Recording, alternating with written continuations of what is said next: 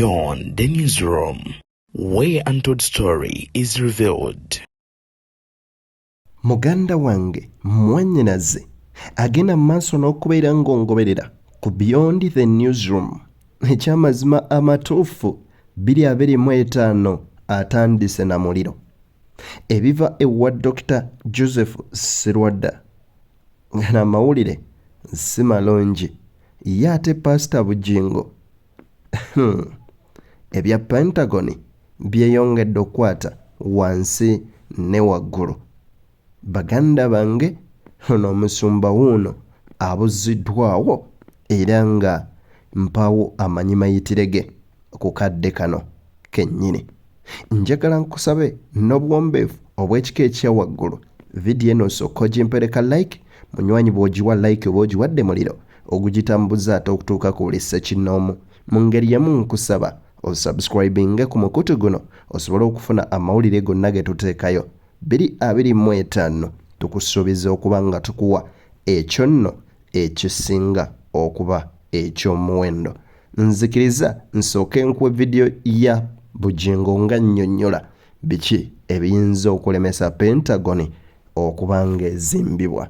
Tweyongereyo Dr. Sserwadda aliko naye byayogedde. We didn't have money. Sente ze tukuŋŋaanya za kulaba nga tuzimba Pentagon. Naye singa Mukama akungaggawaliza nze ngamba buga nti njagala genda Mbale abagisubana ne bampa sente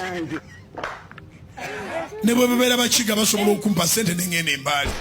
Aliwo agamba nti nze bwe naagaggabana sente nja ziteekamu. Wanika bulungi emikono naye Katonda akulabe azikuwe weefuule tulabe. Wanika bulungi emikono gyo nga sibalaba muwanike ebiri wubako muga nti Mukama bw'ongaggawaza nsobola okwesimba mu kurusedi n'etambula eyo nga byonna nze nabikozeeko kikubeeko mu linnya erya Yesu kitwale.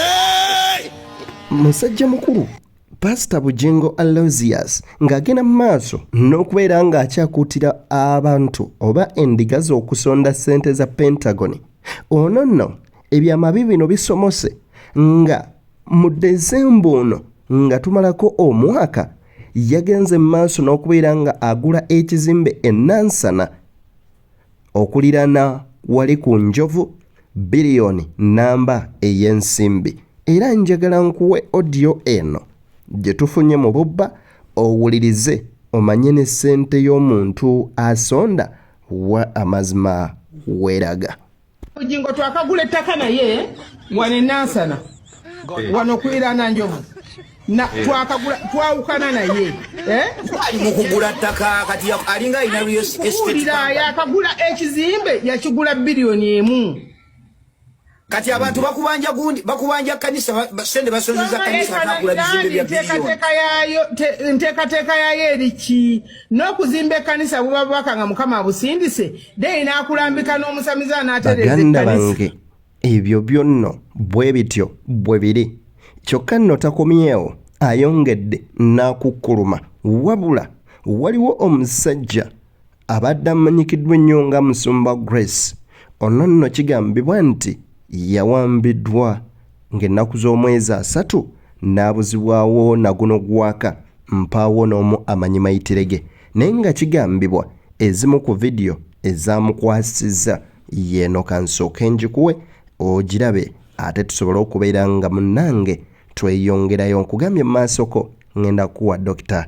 Joseph Sserwadda ate nno naye ebibye bwe bityo bwe biri. Ebuvanjuba ne bugwanjuba ewaka wasigalawo ewasinga. Beyond the newsroom gwe mukutu ogukuleetera ekyo ekisinga. Katiranga naffe ng'oyita ku noti 771 44 53 ne noti 744 26 41 na bino bikulu tetulanga bafere tetulanga basawo ba kinnansi n'abagwa mu koowa eryo. Mwebale kutuwagira. Thank you. Siri mwana wa nnyoko abasumba mbanse boba badde tommanyi yenze isi Grace ayalumba Kayanja ne mugamba oli ebisiyaga ayalumba Tom Mugerwa jogera Robert Kayanja omusiyazi weggwanga Museveni gwe yawa SFC ayone gwanga alisiyage njogera ne numba Tom Mugerwa mutundwe ne mutegeza awereza stani agene Magombe ne numba Chiwewe Saiza akamufido dido ne mutegeza Chiwewe soli ebisiyaga ne numba Daudi Kiganda Mengo kuli Center Focus Center ne mutegeza Kiganda ogende Magombe era muri wa bisiyaga Kiganda yemondo kimulumirawa okwogera abasumba b'ebisiyaga nenumba Tom Sembera owali election esambya musina place ne mutegeeza Tom Sembera wava Katonda ogende Magombe watano omwana ogo bayita Joshua bajja kunyiga balubaludu kankubuuze mu ntandikwa gwenga akiikirira Yesu Kristo wano Museveni yaweerezaako nga aweereza obukulembeze nga buli mu Katonda obukulembeze buli mu Katonda yajja na sitaani mu ntandikwa yaweerezaako ng'atya Katonda kati nga bwe nabagamba nti DNA Museveni ye sitaani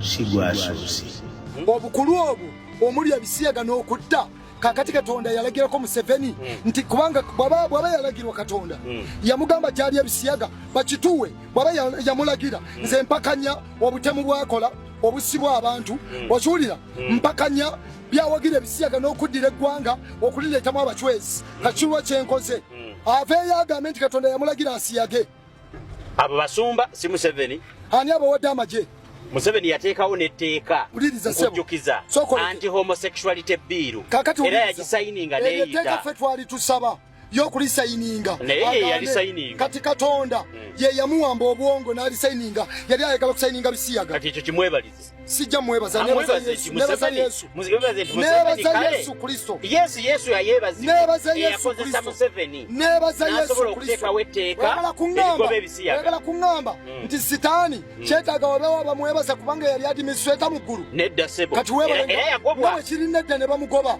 noono bwatyo bwagobeddwa mu Uganda ebyamusajja mukulu ono His Grace wetwogerera kaakano kanka kabadde akola naye ali mu maziga meereere nga nno alaga nti musajja we amaze okubeera nga abuzibwawo era ennaku kati ziweredde ddala 6 nga mpaawo amukubako kyamulubaale vidiyo kimpere like wamma ate ngenda kubanga maaso awo nkuwa ebigambo bya Pastor Joseph Serwadda baleetera siga ssanyu omusumba Gordon Muzaale Sebandeke His Grace Gordon Muzaale Sebandeke abangi gwe mumanyi nga mutabani wa Yesu Kristo abala gwe mumanyi nga nalukala obwakabaka bwa Katonda yambuzeeko simanyi gyali maze nakunyanga munoonya ennaku ezo zemaze nga siweereza programu wano nasembayo okumulaba bwe twakola programu yasembayo yali alina obuweereza bwagendako nga waliwo abaamuyise okugenda okutambuza ekigambo kya Yesu Kristo ye ng'omujulizi wa Yesu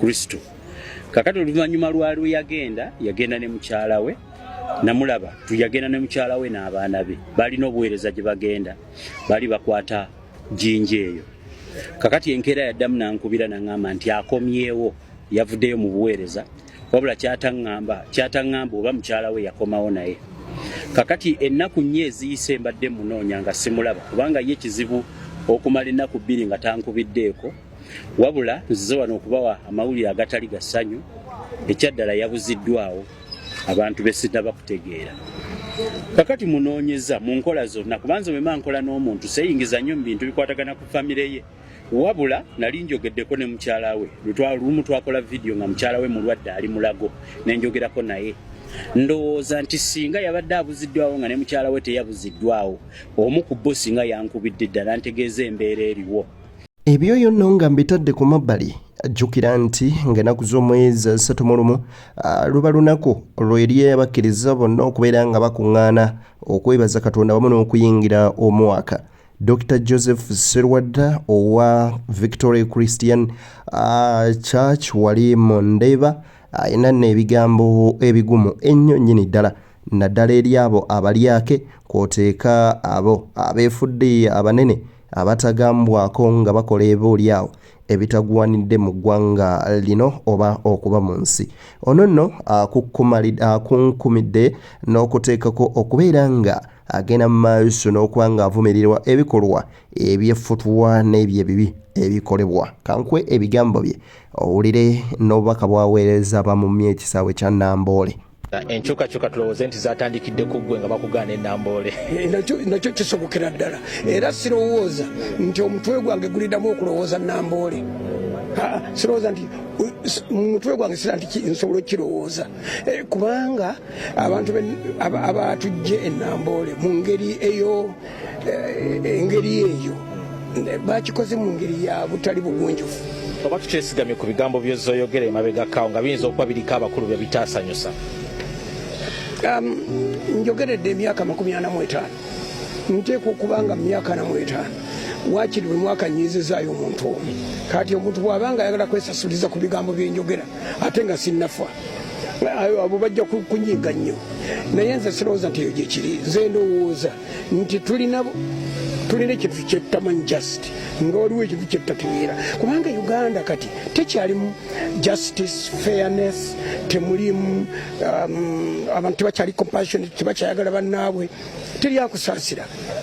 Walabye omukazi eyatulugunyiza omwana n'amusitulira ku mannyo ge nga embwa bw'esitula akaana kaayo. Okiraba ekyo? Niyendako katono nga tonnagenda wadde bukuweddeko naye njagala okirowoozeeko ekyo. Bweba society yaffe ekyalimu abantu bwe batyo ensi eno yeetaaga kusabira. Tugenda kusabira eggwanga lino wabeerewo enkyukakyuka, abantu beekuba emitima baveemu abantu balamu kuba abantu ba Uganda si bantu balamu. Abantu ba Uganda bakuze. Kakati nno ye Aloysius Bugingo akukkumalidde agenze mu maaso n'okubeera nga akolimira abo nno bwe yakwata ku mukono n'agenda mu maaso n'okuba nga abayamba nga kaakati nno bamufuukidde ssekabwake weeyolera oba oliawo mwattu kakuluma y'enteega. Bugingo ebigambo bye mpaawo bya ssanyu na limu eri abo abantu bayogerako. Abantu abaffe kye batukoze tekigambika. Omanyi okuleeta omuntu bino bye twogera mbu muleera n'oleeta omuntu nga gw'olina gy'omugye talina kyamanyi n'ayiga bizinensi yo n'alikuluutinga bakasitoma abo mpola nga tomanyi ne n'ayongerako n'okuloga n'akutambuliza ku bunkenke naye nga buli wojjukira bw'oti isereke gw'olina ensobi kubanga guwa muleeta nga buli wojjukira bw'oti okubonaabonaako olemeddwa okusasula looni emirimu gikendeera buli lunaku abantu bakulabanga gwasingayo obubi mu nsi naye nga bw'onyeenya omutwe bw'otogamba bati I made a mistake. N'omuyambako n'ayagala akusiimuulewo n'ayagala oviirewo ddala. I made a mistake. Sandi muyambyeko nonze nnyina ensobi era tolina mutwe mugumu gugaana kugwa ddalu. Bassebo ne bannyabo tuyita mu bintu ng'ate bantu bannaffe be babituyisaamu. Bw'oba tobiyitamu lwa musajjawo obiyitamu lwa mukyalawo. Beefuula abantu beefuula. Gw'owonya eggere yali kusambya abantu beefuula abantu beefuula. Gw'owonya eggere yali kusambya abantu beefuula. Bayuda tuyita nabo abalala tuseka nabo olw'ekisa tugabana nabo ate wabawo negwomanya nga tonawo otandike noga bannaye ntandikirewa tubamanyi butabagamba. Abakyala beefuula abantu beefuula. Gw'owonya eggere yali kusambya abantu beefuula. Ne bw'obawo ebingi tebakusiima abantu beefuula. Mwanadamu mutadde tebambuuza lwaki mutadde. Sitaani talina gw'atakozesa era Bayibuli egamba nti omulabe w'omuntu anaabanga wa mu nju. Batono nnyo abalina okubonaabona ng'abababonyabonya tebalina connection mu nnyumba zaabwe. Wabeerayo omuntu mu nnyumba gwe bakulagana naye ensi eryoka ekuleme. Twogera bitono kubanga guno omulembe oyogera ekintu ne bakuvuma n'okijjamu enjawulo. Era bw'oba olita Beyond the Newsroom gwe mukutu kwoli nkusaba subscribing o liking o sharing video ne muno ate obenga emboozi zaffe zonna ze tuteekayo ozifuna. Sigadde nze Deni tusinkane nga Mungu wasimye.